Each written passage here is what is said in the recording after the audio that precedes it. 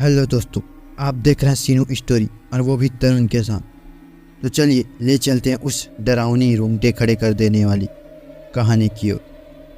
तो दोस्तों, मेरे दादाजी ने मुझे बताया था कि आज से 60 साल पहले इस अस्पताल में ऑपरेशन के दौरान एक लड़की की मौत हो गई थी। तब से उस लड़की की आत्मा उस भटकती अस्पताल में उसकी आत्मा भटकती है। रात ढलते ही कोई भी इंसान उस रास्ते से नहीं गुजरता है, क्योंकि उस लड़की की आत्मा राहगीरों को परेशान करती रहती है। हालांकि मैं दादाजी की बताई पुरानी भूतहा कहानियों में ज़्यादा विश्वास नहीं करता था। एक रात मैं अपने दो दोस्तों अंकित और राजू के साथ रात को बाइक पर घूम रहा था। तभी मेरे एक दोस्त ने मुझे विक्टोरिया अस्पताल वाले रास्ते से चलने को कहा।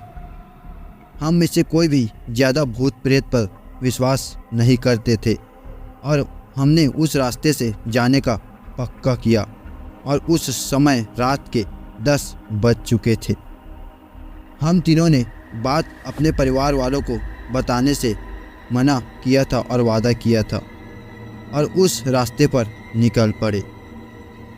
जैसे ही हम उस रास्ते से निकले, रास्ते पर रेत होने की वजह से हमारी बाइक फिसल गई और हम तीनों धड़ाम से बाइक से दूर गिर गए। गनीमत थी कि हम लोगों को कोई चोट नहीं आई थी, पर बाइक चला रहे मेरे दोस्त अंकित ने बोला कि उसका बैलेंस तो बराबर था, फिर ये बाइक कैसे फिसल गई। हालांकि वो थोड़ा डर गया था, तो मेरे दूसरे दोस्त मित्र राजू ने बाइक चलाने को कहा।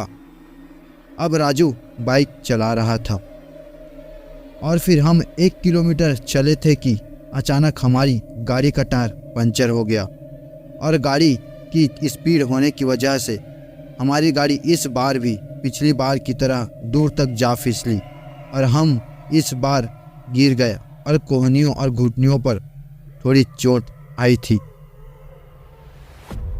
अंकित फिर से बोला कि इस जगह में ज़रूर कोई गड़बड़ है, हम लोग वापस उल्टे चलते हैं। लेकिन मैंने और राजू ने उसकी बात नहीं मानी और बाइक उठाकर पैदल चलना शुरू कर दिया। हम थोड़ी दूर चले थे कि अचानक किसी लड़की की चीखने की आवाज़ सुनाई दी। ये सुनकर हम रुक गए और अंकित बोला, यार तुम लोगों को चीखने की आवाज़ सुनाई दी क्या? हमने उसकी बातों को अनसुना कर कहा, नहीं यार, कोई जानवर की आवाज़ होगी। 5 मिनट चलने के बाद फिर वही चीख फिर से सुनाई दी। इस बार तो हम दोनों को भी थोड़ा डर लगने लगा था। हम तीनों ने वापस चलने के बारे में सोचा, लेकिन हम रास्ते के बीच में आ गए थे। पीछे चलने में 3 किलोमीटर और आगे चलने में 2 किलोमीटर और बाकी थे। हम लोगों ने आगे जाने का सोचा। थोड़ा आगे चलने के बाद हमें बरगद पेड़ के नीचे एक औरत दिखाई दी। इतनी रात को वो अकेली औरत को देखकर हमारे तो रोंगटे ही खड़े हो गए थे। हम लोगों ने पीछे मुड़ने का सोचा, तभी वो बूढ़ी औरत चिल्लाई, बेटा रुको, मुझे हाईवे तक का रास्ता बता देंगे प्लीज़। हमने पूछा कि इतनी रात को आप इस रास्ते से कैसे निकल रही हो?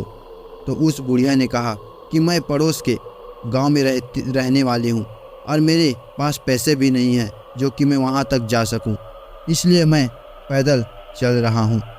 हाईवे के उस पार मेरा गांव है। फिर हमने उस बुढ़िया की बात पर विश्वास कर लिया और आगे निकल पड़े। रास्ते में वो बुढ़िया हमसे सारी बात पूछने लगी। बुढ़िया हम तीनों के पीछे चल रही थी। हम तीनों दोस्त अब अपनी बात कर रहे थे। तभी राजू बोला कि लो माँ जी, आपका रास्ता आ गया। और वो जैसे ही पीछे मुड़ा तो वहाँ कोई नहीं था। फिर हम तीनों के सिट्टी पिट्टी गोल हो गई थी। हम तीनों को बाइक धक्का मारते हुए जोर से भागने लगे। भागते भागते अंकित ठोकर खाकर गिर गया और हमें जोर से चीखने की आवाज़ सुनाई दी। हमने भी बाइक को वहीं पटक कर अंकित को साथ में लेकर दौड़ने लगे। और अस्पताल के पास कब्रिस्तान तक पहुंच गए थे। ये सब घटित होते 12 बज चुकी थी। हम पसीने से तरबतर हो चुके थे और कब्रिस्तान पार कर एक मंदिर में रुक गए, क्योंकि अगर बिना बाइक के घर जाते तो घर में जूते पड़ते। इसलिए उस रात मंदिर में ही रुक गए और सुबह होते ही बाइक लेकर अपने अपने घर आ गए और घर वालों से कह दिया कि दोस्त के यहाँ रुकने का बहाना बना दिया। उस रात के बाद से हम उस रास्ते से कभी नहीं गए। मुझे आज भी मैं अपने भूतिया सपनों में भूतिया बुढ़िया और चीखने की आवाज़ें आती है और हर सप्ताह में एक दिन गुरुवार के दिन वो भूतिया आवाज़ और भूतिया सपने में वो आती है, क्योंकि हम उस दिन जब उस रास्ते से गुजरे थे तो वो दिन गुरुवार का दिन था। तो दोस्तों, ये रही अपनी कहानी। अगर अच्छी लगी तो प्लीज़ वीडियो को लाइक कर दीजिए, सब्सक्राइब कर दीजिए और शेयर करना बिल्कुल भी ना भूलें। तो चलिए ले चलते हैं हम अपनी दूसरी कहानी की ओर। तो दोस्तों, मैं जब 10वीं कक्षा में पढ़ती थी, हमारे स्कूल ने हमें मैसूर घुमाने का प्रोग्राम बनाया था। हमको उस दिन सुबह 10 बजे स्कूल बुलाया था। उस ट्रिप के लिए हमारे स्कूल ने 12 गाड़ियों का आयोजन किया था। हमारी गाड़ी सबसे अंत में खड़ी थी। हम सारी लड़कियां, सारी सहेलियां गाड़ी में बैठ गए। कुछ ही देर में गाड़ी फिर से रवाना हो गई। हम सारी सहेलियां रास्ते में गाते गुनगुनाते हंसते खेलते जा रहे थे। हमको रास्ते में एक घने जंगल से गुजरना पड़ा। उस रास्ते पर दूर दूर तक कोई इंसान का नामो निशान नहीं था। उस रास्ते से गुजरते वक्त मुझे कुछ अजीब सी घुटन महसूस होने लगी। हमारी गाड़ी उस रास्ते से गुजरते वक्त जंगल के बीच में अचानक पंचर हो गई। हमारी गाड़ी को वहीं रोकना पड़ा। हमारी मैडम ने हमें गाड़ी से नीचे उतरने को कहा। हम सारी सहेलियां गाड़ी से नीचे उतर गए। हमारी मैडम ने दूसरी गाड़ियों में बैठी मैडमों को गाड़ी का पंचर होने के बारे में बताया और उनको रुकने से मना कर दिया और कहा कि पंचर में थोड़ा वक्त लगता है और समय लगेगा। फिर हम नीचे उतरने के बाद ड्राइवर ने हमें बताया कि 200 मीटर के बाद एक दूरी पर एक छोटी सी ढाबा है, आप लोग वहां जाके चाय पानी नाश्ता पी सकते हैं।